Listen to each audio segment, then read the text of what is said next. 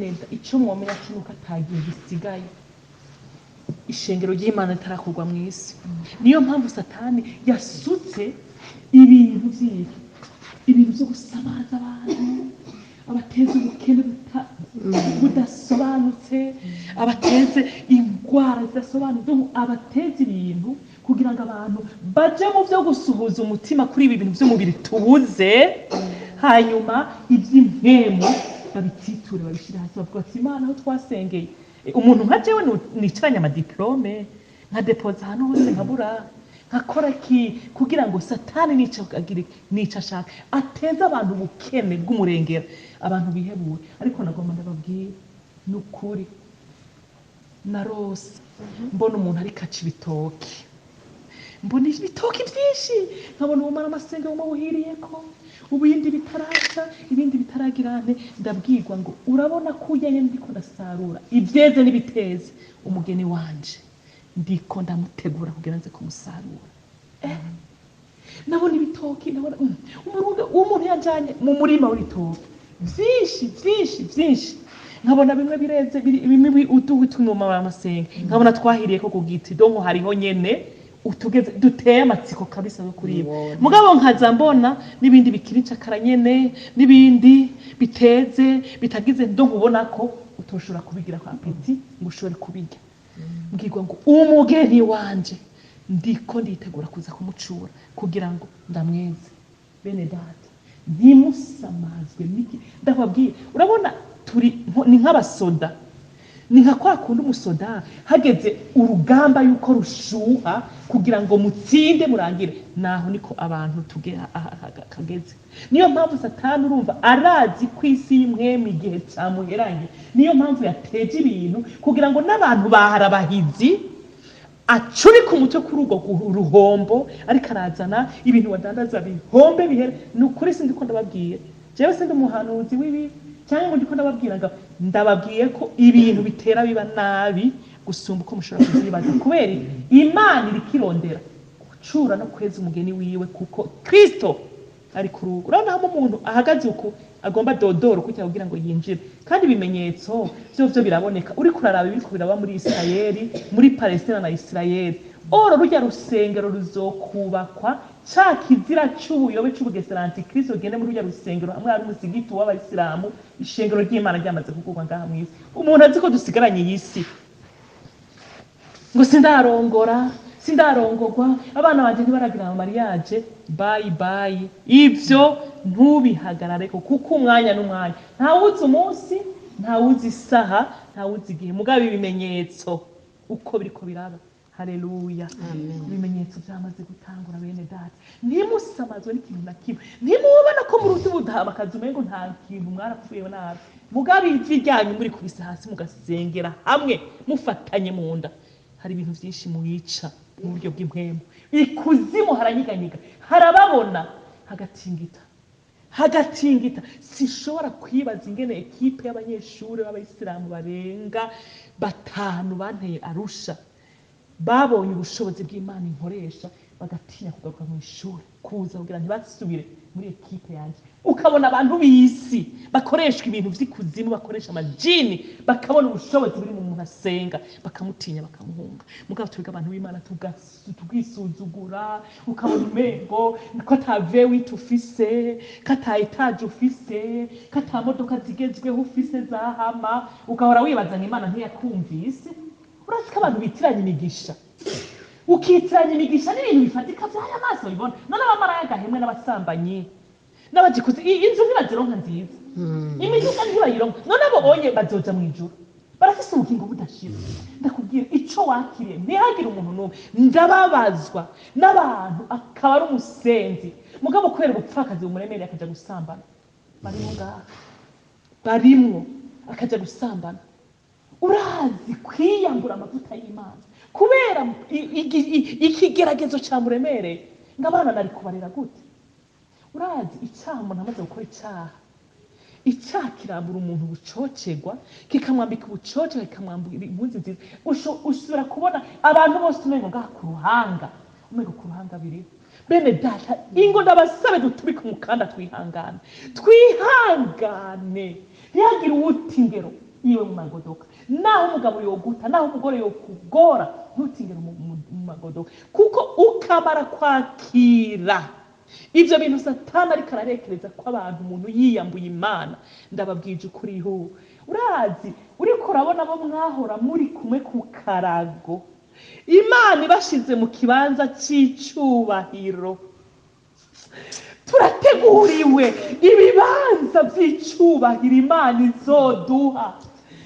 Umuntu akaca abona wa muntu yahora amusuzugura, amuhesha ibafu kugira ngo akore ibyaha, ari ahantu no kwegera udashobora kwegera, mugabo ukabona gusa inzara y'umunsi umwe. Bene da, ubukene ducamo n'ubushomeri ni inzara y'umunsi umwe, ni inzara y'umunsi umwe.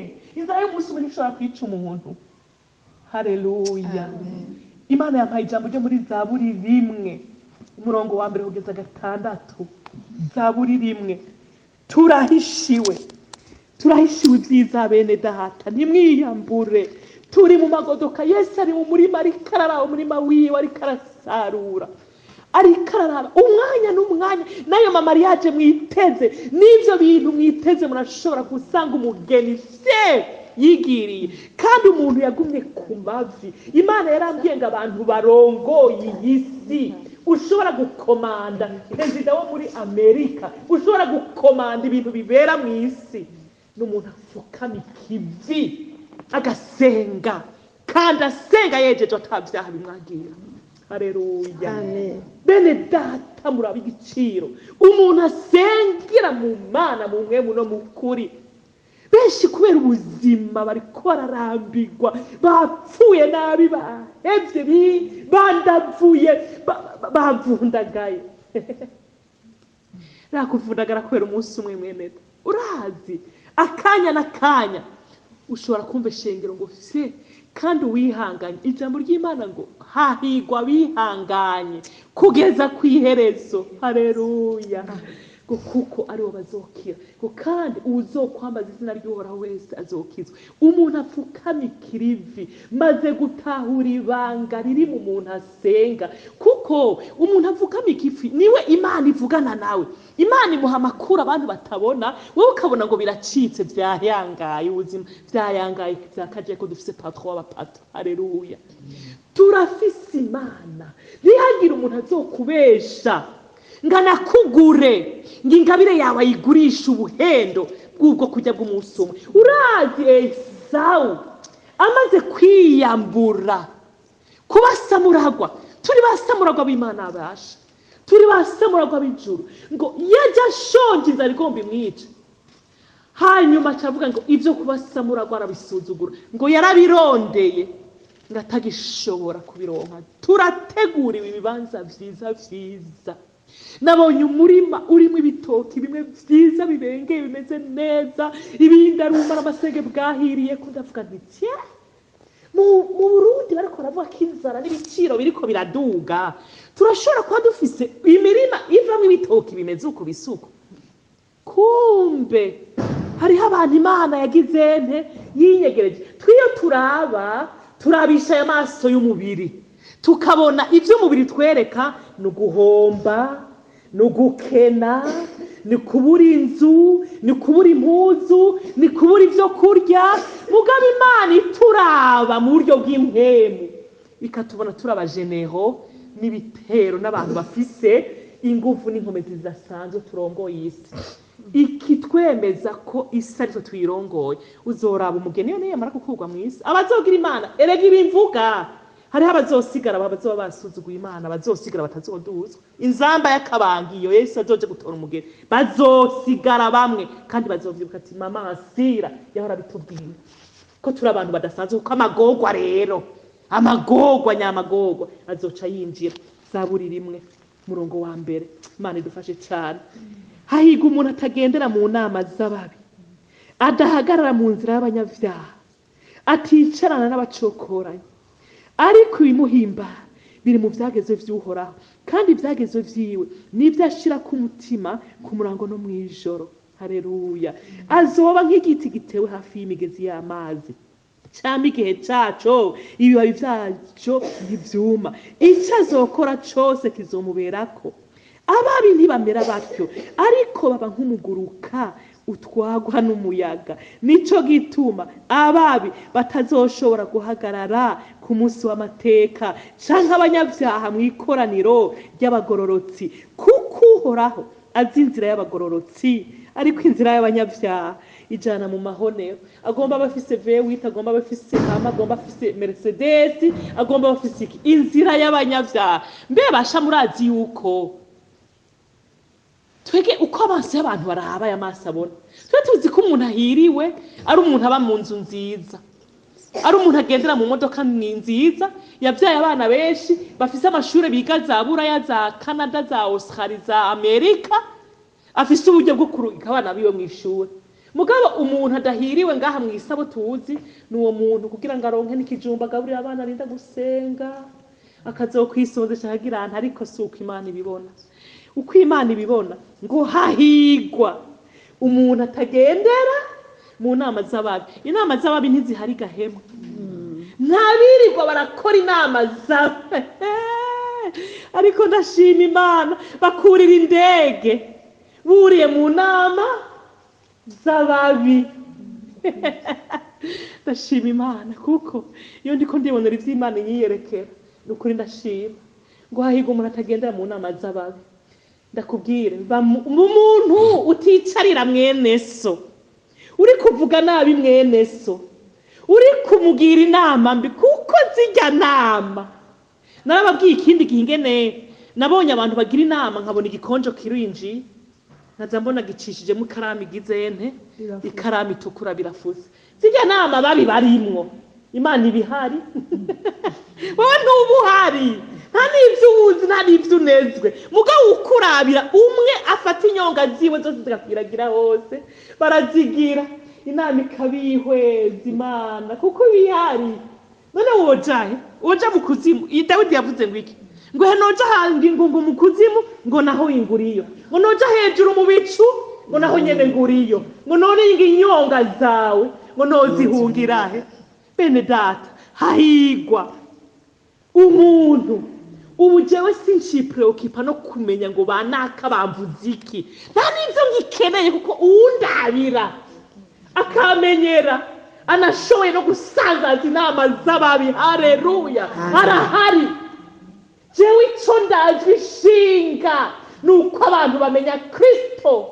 Paulo yaravuze ngo ndamumenye, ndamufate, ndamutsakire, menye n'ubushobozi bw'ubujepfo bwiwe, menye n'uburebure bw'igihagararo, ngo kuko ico naremewe sindagifata. Ico nico kindaje ishinga. Ivyo bindi vyo kumenya ngo bari nisema nini, ngo bamvuze ibi, bangiriye kw'inama ibi, bangiriye imigambi, barazikora, bazona zikora. Imana izitataye, izisambure, kuko Imana uri umugororotsi wayo irihasira ko nta n'agashatsi, ngo nta n'agakwabu, ngo basohotse bashaduraka gatana kariro, ngo memere kareso. Bariko baravuga re kareso mu gifaransa, ariko bavuga nizirya mpuzu zo munsi, ngo nta muriro. Haleluya. Ababi barakora ngo hahigwa rero umuntu ataja mu nama z'ababi. Yewe musenzi, ukabura umusenzi, ukaba wicaye aha, ukaja ugenda kwifatanya n'ababi, ukaja mu nama z'ababi. Baratwenga, bariko bugurura amahenikene, bugurura amafanta, bacisha ko koka na oranje, bakwega brochette ngo bakwega sosiso ngo baratwenga, bakaba baziti twararangije. Ariko Imana ivuze ngo hahiga umuntu ntihagire umusenzi aja mu nama z'ababi. Ndabinginze, ukumva n'umuntu ariko apangira umuntu nabi, uveyo, kuko amaraso yiwe azava gutarukirako. Imana idufashe. Adahagarara mu nzira y'abanyavyaha, aticarana n'abacokoranyi. Abacokoranyi nibo baba bariko baracokora abantu b'Imana, nibo baba bariko baracokora. Ndakubwiye mene data, umuntu arashobora kuba igiti c'inganzamarumbu, akubaka Gitega yose ikaba yiwe, Bujumbura yose ikaba gwiwe, Rumonge yose ikaba gwiwe, akaba rurangiranwa, bikarenga. Haleluya, bikarenga, bikava kuba ku Burundi bubi bwiwe, Tanzania ikaba yiwe, Kongo ikaba yiwe, amahanga yose agakondorera inyuma y'umuntu yabaye rurangiranwa mugabo ari mu nama z'ababi uko kuba rurangiranwa ijuru ritamuzi umunsi umwe wonyene muvyuka muvuga muti naka ashizwe hejuru mugabo mu gatondo mugasanga aho yahora mukarondera mukabura none rero ndakubwiye umunyabwenge bene data umunyabwenge nturabe ngo ntacyo mfise ntacyo maze umunyabwenge kubita ivi hasi wirinde inama z'ababi nibagutumira mu nama z'ababi no gukorera ikiba abandi upfuma uvuga uti je nta mwanya mfise je nagiye hehe nagiye mu masengesho upfuma ugenda ukwega karago ryari hariho umuntu twari dufise umutwaro turiko turasengera tuja mu nzu ya mwene data umwe turakwega karago turambarara ahantu ati reka tuje kurambarana imbere y'Imana upfuma upfira imbere y'Imana nimba ari gupfa mugabo ntiyapfuye kuko Yesu arakiza haleluya hakuja kurambarara mu nama z'ababi mu mazu y'abatunzi n'inama mbi uzogenda urambarane ngaha mu rusengero urareho upfuma uraragoneraho mugabo Imana izogirana Imana izoguhenda Imana irabona bene data tureke kwihenda Imana iri mu ijuru natwe tukaba hasi nta jambo na rimwe ryakorokeye ngaha hasi Imana itazi nta jambo na rimwe ryakorokeye Imana itumva inama zose Imana ibizirimo ngo ariko ibimuhimbara uwo muntu umuhigwe urumva wa muntu ahiriwe ngo biri mu vyageze vy'uhoraho kandi vyageze vy'uhoraho vyiwe ngo nivyo ashira ku mutima ku murango no mwijoro uriko ushira umutima kukiga mweneda umurango nijoro urumva ntidukwiye guhemuka kurya abarozi badahemuka baja gukinda bene data ndashima Imana cyane ndiko ndabona ibintu vyinshi Imana yanyereka nko mu nzozi abantu baza basanga bambwira ngo bimeze uko bimwe nabona ukuntu abarozi bagenda ha bagakora ibi abantu bambwira ati bimeze uko kumbe je nkaba nibereye Arusha niryamiye nkaba nibereye mu kazu kanje Imana ikanyere urashobora kwibaza ingene twara twibaza ngo Elisa ngo wa mutima Gehazi igihe agenda gukurikira wa wundi ngamusaba amakara ngo umutima wanje nari mu nzu ngo mugabo wajanye nanje ubu niho Imana igeze abantu bakaba bari mu nama y'ibintu bibi bagiye gukora ibintu bibi umutima wawe ukajana nabo kugira ngo Imana ikwereke kwibira kabanga ibintu bariko barakora hahiga umuntu atagendera mu nama z'ababi mwene data kandi rero ndakubwira uburyarya babikorana ubwenge gose ukabuzi ngo nta kizomenyekana bakaca baza mweneda amahoro neza yo kumbe bavuye gupangira barakubona ati yo mbega bwa bugesera aracari mugabo Imana nayo ntibamenye ko ari yifata imigambi y'incakura mibi ikayitesha agaciro hanyuma Imana ikagira ante ikagutumuramuka haleluya mwahawe ikimenyetso cy'ubusenzi ntihagire umuntu agitituza nibi bintu ariko arabonesha amaso y'Imana ntihagire umuntu agitituza Yesu ari mu murima wiwe ariko arasarura nabonye umurima munini kandi rero kenshi je ndonka ibintu mvuye gusenga mpameje gusenga mu gatondo ka kare kuko mba navyutse kare nkaba mfise amasaha ko buca mu gatondo hagera subiye kuryama umurima munini nkabona ibitoki bimwe n'ibimara amasenge buhiriye ku bundi n'ibisahira bimwe bikomeye ibindi bitarakomera ijwi ngo ndi mu murima wanje ndaje gusarura ndaje kwimbura bene data mugabo abantu bibereye mu bicu abandi bacuriti ibitsiro byaduze ubuzima bwase imitahe twabuze twahomvye ereka tutegereze kuja mu magorwa nyene kugira dukumbure iwacu ereka ngahasi wacu ego tutegereza guca muri birya nyene sakatarabonetse Yesu yavuze ngo iki ngo nimwiyumvire ko umuriro uri hagati yanyu ari kubagerageza ngo arakatarabonetse ngo kuko n'ababibanjirije nabo nyene barawuciyemo mugabo aranesha nibandavura mugabo uyu munsi nibangahe tuzoshikanaga bene ko benshi bataye intege, bacitse intege ati yo Mana aho nayisengeye, aho nasengeye, aho nitwararikiye, ati reka mere nk'abandi, ati nakawe ntiyabije agasamba na rimwe, ntibamukubise igitenge ntivyakunze, ntibamukubise umutahe ntiyaciye asubira kugurura ibutike. Uragenda ubikoresha, urihenda. Ico nzico nuko nzi ko hari abazoryanisha z'amenyo bagata ingero, kandi barabateguriwe ubwami n'ivyicaro vyiza vyiza, kuko ab'Imana izi abahiriwe naba ngo bitondere ibi vyageze vy'Uhoraho. Ngazoba nk'igiti gitewe hafi y'umugezi y'amazi, cama igihe caco. Urumva gahemwe ngo cama igihe caco. Turashobora gukena tukagorwa, mugabo hari igihe cyo kwamaga, igihe cacu, igihe Imana izi nyene, apana igihe twishingiye. Uretse ko n'abayishingira igihe bakicira inzira. Kume ko Aburahamu Imana yamusezeranya ngo nzoguha uruvyaro. Urabona amagorwa gushika n'u Palestina na Israeli, arya amagorwa arimo gushika ya ntambara Yesu azoza guhosha agahagarika Aramagadoni, vyavuye he? Aburahamu yiciriye inzira ati biratevye. None siko twama tugira kenshi, umwaka ugahera ati uyu mwaka wowe n'uwanje birarangiye, Imana irishuye, ukacukubita utarishuka, uwundi ukishuka. Atoya ati naje no kwinyavye, ati nakaho ntiyambwiye yuko yagiye gutora umuti, ati nakantu k'agakono gusa ushiramo gati gakeya, hanyuma ukazurateka ukazurashira mu urye uzuramugaburira bukebuka, tuzosanga yahwamye. Beneda ndakubwire ibyo ufyinako vyose ntufyine kwiyongabire y'Imana iri muri wewe. Umuntu azokwihenda, hari naho no gufata izoca tuguhamba utarinze utanabirose. Bene data mureke gufyinata, kuko benshi mubona nayo matungo bafise, bona bafise ngo bafise amatungo barujuje, batanze imitima yabo kwa Shetani. Kandi nibo banyakubaha mu mashengero. None si bo banyakubaha kari bo batanga menshi. None wewe wo banyakubaha gute udafise n'ikigira c'umutanga, udafise n'amushika nk'utanga, waragowe no kugira ngo urya kwipigo. Mugabo ndakubwira dushonje tuziga, ndababwire bene data ntimwiyambure, ndabasabye, kuko jewe ivyo ndiko ndabona sinzi kamaso.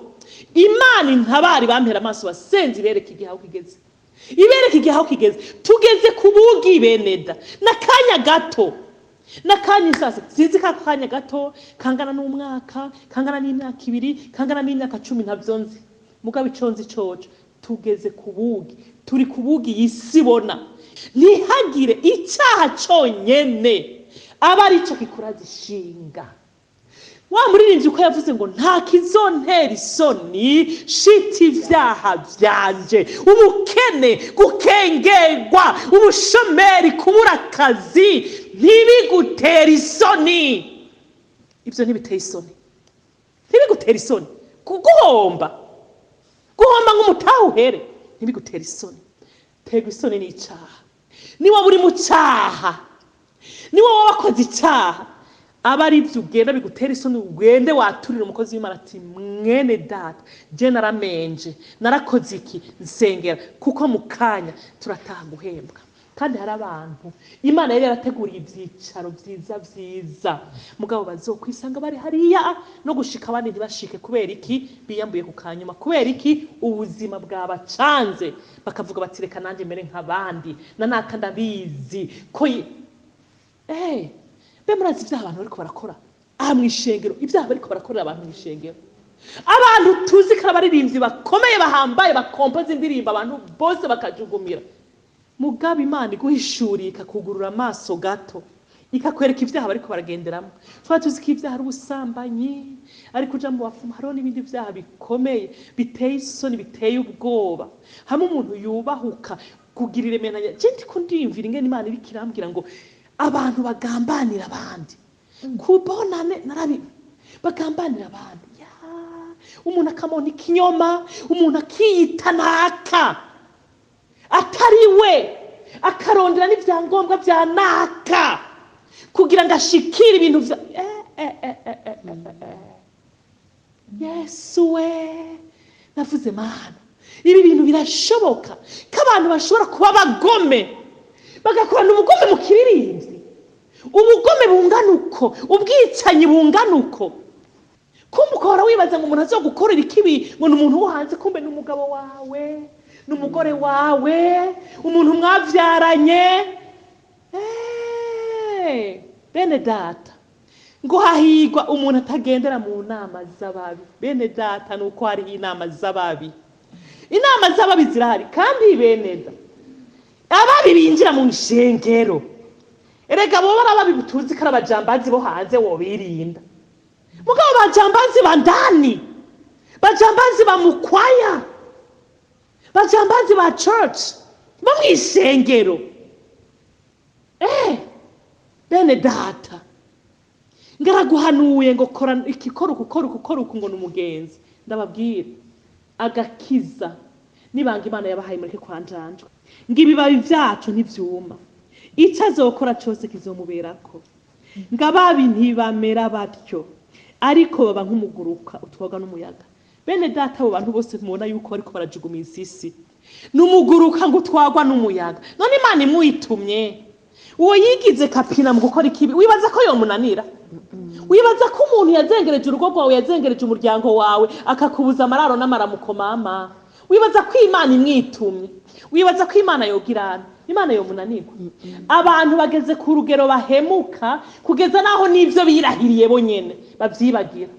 Akakusezerana ati sinzopfa ngize iki nkagikora bigenda uko, mugabo ugasanga mukadaciye kabiri arahemutse, aguhemukiye ibintu nyene. Erega abantu Satani yarabacurisa ubwenge baje.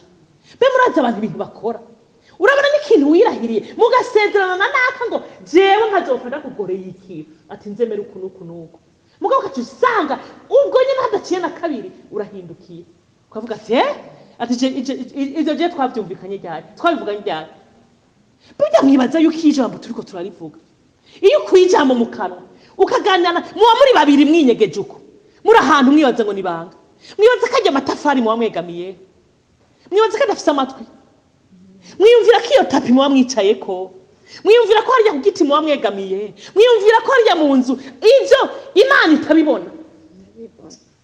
Nabirya nyene ngo bizohaguruka indogobe y'abaramu ntiyavuze.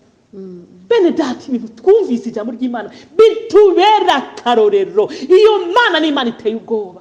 Tureke gupfa kuvuga ibintu, tureke kuvuga kuremeranya. Uretse ko umuntu ashobora kurema akarema inkuru neza y'ibintu atazi atabonye, akabirema neza, akavyambika ikoti, akavyambika ishati, akavyambika ikaruvati, akavyambika igitenge, akavyambika umushanana, akarema. Kandi abantu bose bamwumvirije bakavuga ati nivyo, dufatiye kuri naka ingene nibi bimeze uku, ati nivyo turabishize kikashe ati nivyo ukuri. Mukabuzinga Imana rero wahejeje, wamuhashije, nabemeje. Beneda, ngababi ntibamera batyo, ngo ariko baba nk'umuguruka utwagwa n'umuyaga. Nico gituma ababi batazoshobora guhagarara ku munsi w'amateka canke abanyabyaha mw'ikoraniro ry'abagororotsi. Mwumvise batazokoranira mw'ikoraniro ry'abagororotsi ari bande? Ababi. Sabatunzi si bamwe bafise amazu. Je hari abantu bibokwibaza ngo ndagwanya abatunzi. Je nta batunzi ngwanya. Erega na je ndi umutunzi. Haleluya. Amen. None nogwanya abatunzi gute kandi nanje ndi umutunzi? Mugabo ubutunzi nakuye he? Ndi sure n'itafari ry'inzu ndyamyemo. Ndaryama ngasinzira nkizigura, mvyuka ngiye gusenga. Itafari rirazi yuko ntagivye, ibati ririko rirazi ko ntagivye, n'imodoka ngenderamwo birazi ko atariyo nivye. Haleluya. Nukuvuga iki? Ngibiharage n'umuceri shirako naho gasosi cyangwa shirako niki, biba bizi ko ata muntu ari karavuga ngo yamara bijya byo kurya. Irya rasiyo yarigeneye nde? Impfuvyi, abapfakazi, abakene. Atajya amabati wasakaje, yari amabati y'inzu z'abapfakazi hariya, yari amabati y'inzu z'abakene hariya, n'amasima w'ivyo uyora. Ndisiri ko Imana ishingira intara. Haleluya.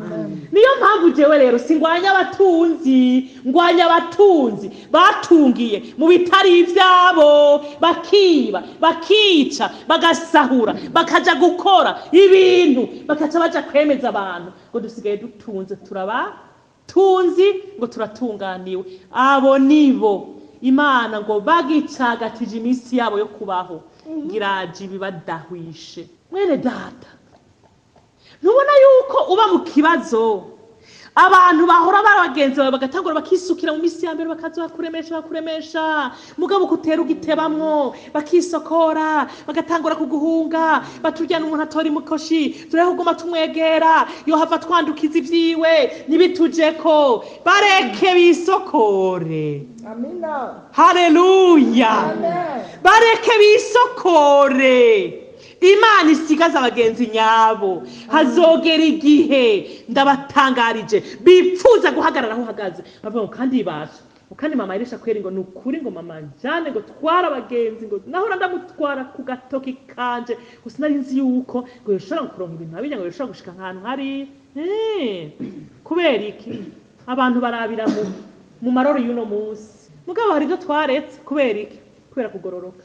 Hanyuma abandi nabo tubiretse ati uri bijuju basha. Hanyuma abagenzi b'ukuri bagumeho batugumeko, abagenzi bafo bamwe badukunda bankunda ivyuzuye babanze bisokore babanze banavuge erega baranayarema niba abandi baja mu nama z'ababi bakavuga bati urya muntu ntashobora kuba muri iyo situation atari uko nawe nyene vyagenze ukatereka Imana imuhane bayavuge.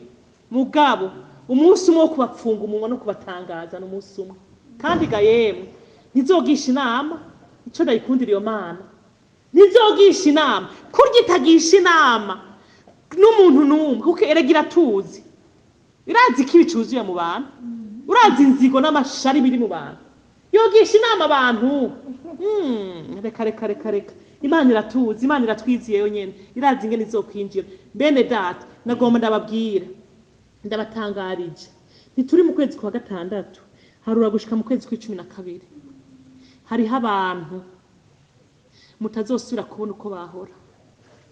Imana iguma ishimangira ngiraje guhemba kandi iraje guhana. Hari abije guhemba hari n'abije guhana. Ntidusigaje amezi 6 igice cy'umwaka gihere muzobona impinduka y'ibintu byinshi. Si ku rwego rw'ishenge rw'igihugu cy'u Burundi gusa mu gihugu muzobibona no hanze muzobibona ibigiye kuba. Haleluya. Amen. Kuko akagaye n'agasuzugura abantu bagaye Imana abantu bakengereye Imana. Urazi ko umuntu ashobora no kuraba akaraba telefone yawe yahora kwitaba akayiraba igasona ikihereza akavuga ati nta kenda ngomba atari gusaba. Nico gituma ndababwiye abantu b'Imana naho uzokena ukene wigumye ufumuja gushikira mwene data uzi yuko atazokora azuti mwene ahamaze kabiri nshonje ntuzusubire gutarika amaboko ngo uratarika amaboko ibiganza umuntu ngo uri kurasega uzoburi kusuzuguza Imana yawe. Nubwo uzoburara kenyera umukanda uzoburara 2 3 mugabo Imana izorungika mu buhinga bwayo yonyene izorungika ingene kuko abantu basigaye bageze igihe bakengerana akagusuzugura ku buryo bw'uko unamutelefona wa telefona akanga gutora telefona yibona iri kirasona. Kubera iki? Abazi kari mitwara umutura, abazi kari ubukene bwawe, arizi kari ubutindi bwawe. Reka gutukisha Imana yawe izogutunga. Haleluya. Hageze igihe abantu basuzugura Imana bakibaza ko amafaranga yabo ashobora kubaremera n'ubuzima. Muga ntibishoboka. Ubuzima Imana igomba kubukwaka 0 seconde umunota umwe biba birangiye. Kandi amafaranga yawe naho yoba yuzuye amakonte n'amakonte yandi amakonte baruguruje no hanze amafaranga yawe ntashaka kugarukanira ubuzima. Ntakagira umuntu agusuzugura rero ngagusuzuguje udufaranga guterera ngagusuzuguje udufaranga yaguhaye ngaca kutwara uko yigombeye ngo sengera naka mvugishiriza kuri naka nkorera ibi kuri naka. Umuntu agusuzugura kugeza naho abona wamwandikiye message ntakwishure kubera kagaye n'akasuzuguro wibaza ngo ugomba kumusega. Imana yacu ni nkene. Imana yacu irashoboye kutubeshaho no kudutunga. Idagishoboye kudutunga no kutubeshaho naho izodutahukana tweze itujane mu ijuru kuruhuka.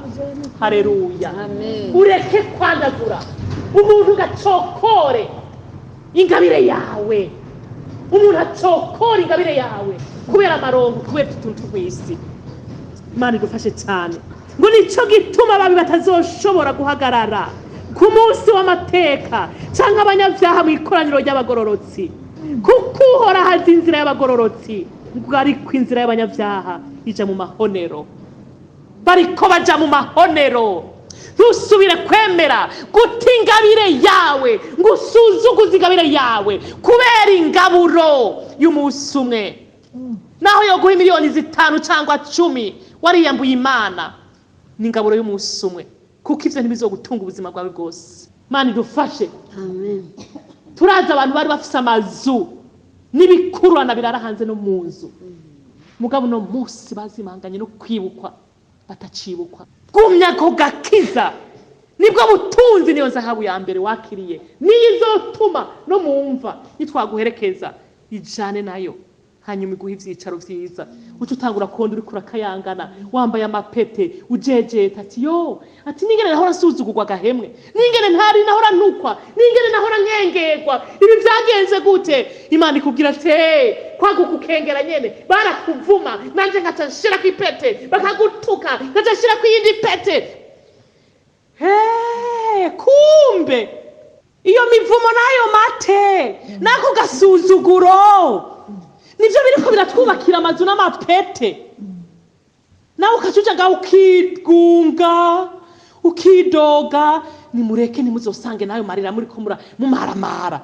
Kumbe kwari kugira ngo Imana ibagirente, ibaronderera ivyicaro vyanyu vy'icubahiro. Ntihakagira umuntu asubira gusuzugurira ingabire, kagusuzugurira icyo Imana yakubikije, ngo ni kubera kurusha ubutunzi, ngo ni kubera kurusha amashure, ngo ni kubera kurusha amadiplome, ngo ni dogiteri. Mugabo yatanze umutima we kuri shetani, aja koga imiti kugira ngo aronka amaposte, kugira ngo aronka umugabo, kugira ngo aronka uwo mugore, kugira ngo aronka ako kazi nayo maposte. Nawe ukacuvuga ngo none ngabo twiganye ngo ko bose ngo bamerewe neza gahemwe, ngo bafise amaposte meza, ngo bafise ubuzi bwiza, ngo baje kurunda amaguru muri Tanganyika, baje kurunga ndamaguru muri Gihenomo kugira ngo baronka ayo maposte. Nawe ukacaja ngaho ukabiraba ngo nivyo. Twebwe ntiturongorwa n'ivyo tubona, ivyo tubona birabesha, turongorwa n'ukwizera. Abantu baturabira mu marinete y'ubu kuko tugikenye, mugabejo ntibahazi icyo Imana yaduteguriye. Haleluya. Imana nizizira ngo y'abagororotsi, kuko Imana mu buhinga bwayo niki gihome ishobora kwikukurira mu inyishu. Haleluya. Muhura n'umuntu utamuramutsa kubera uvuye guhamura no gukinda. Imana idufashe. Ntihagira ubusubira gusuzugura. Barya nibo basuzuguritse, nibo banatyayibu, nibo bateye isoni. Ivyo bakora twabana bagendera mu mavewiti, barakwiye gukomerwa induru, birateye isoni. Umuntu w'umupatro akiyambura impunzi mu mayira abiri ngaronka imigisha. Abantu bari bamuzi ko ari we akomerwa amasha, ari wagendera afurunisa ibintu vyose mu ishengero na hehe. Ntiyagira umuntu asubira gukanga. Imana yacu irahezagira mu gutarinze kwandavura. Urazi ibintu babarisha abo bapfumu gabasha, urazi ibintu babakorera, ukabona n'umupatro mugabo yambaye ibintu indani yarambariye ko yaragizene, arahamura, agendera ku mihamuro, agendera ku mategeko yo. Mugabo wowe wirongera utwo tudagara, wirondera ku gasombe, ukisengera ati ndagushima Yesu, ugaca wirira nta mihamuro, nta kintu wibuka. Erega hari abibagira n'abaja kugaburira ibintu bakayibagira babika. Ukaba uri mu cyumba cyiza ukavuga ngo ya ntuzokogera muri iki cyumba, uzogende kogera muri kiriya. Ibintu by'ubupfu. Abo bantu bakoreshwa na kuzimu ga bene data baragowe, bararushe, nibo barushe. Wowe uzingaza umunsi umwe rasiyo, si urushe, si ugowe. Ivyo nibisanzwe, ni mpamba yo mu rugendo. Mwene data cakira ugumya ugakiza.